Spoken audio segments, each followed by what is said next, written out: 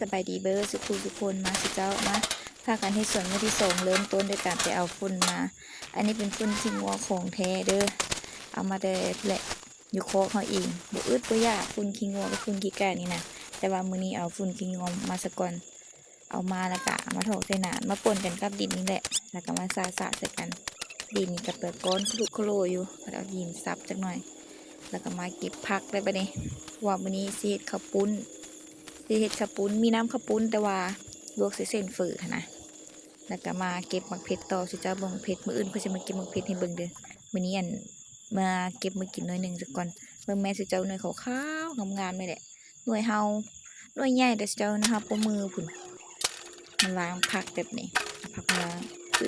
ยยนอามักทั่วนี่บ่เบิ่งมันก็ยาเด้อขี้หาย3 มื้อละมักทั่วนี่มันอยู่ในตู้หั่นแหละจักอยากซุ่มจักเห็นผู้เด็กก็เอิ้นใส่อากอยู่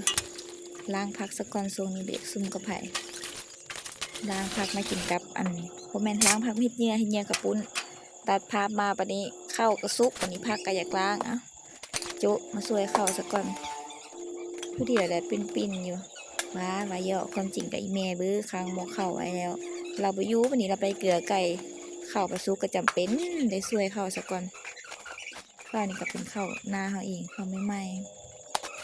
ๆนึ่งข้าวบ่ได้ก็สวดติดเพิ่นหาบ่มีใครกินนี่มาฮอดพี่ได้ฮอดขั้นตอนซอยเหยื่อกับปุ้นได้สวยข้าวแล้วกันไปซอยเหยื่อกับปุ้นนี่ผักบุ้งเนาะเป็นผักบุ้งอันนี้น่ะเป็นหยวกเพราะว่าบ่มีปีนะก็ใส่หยวกแทนลองเฮ็ดเบิ่งเด้อสิเจ้าลองเฮ็ดเบิ่งลองเฮ็ดกินเบิ่งอันเฮาบ่มีปีนะเอาหยวกกล้วยมาใส่เฮ็ดเหยื่อกับปุ้นแซ่บคือกันบ่มีผักกะหล่ำใส่ผักกาดขาวปลายุกใส่หมดมื้อนี้นะผักอีหยังก็บ่มีเก็บเอาแต่ในสวนนำมาใส่แล้วก็ผักโหระพาเฮาไปเก็บมาหั่น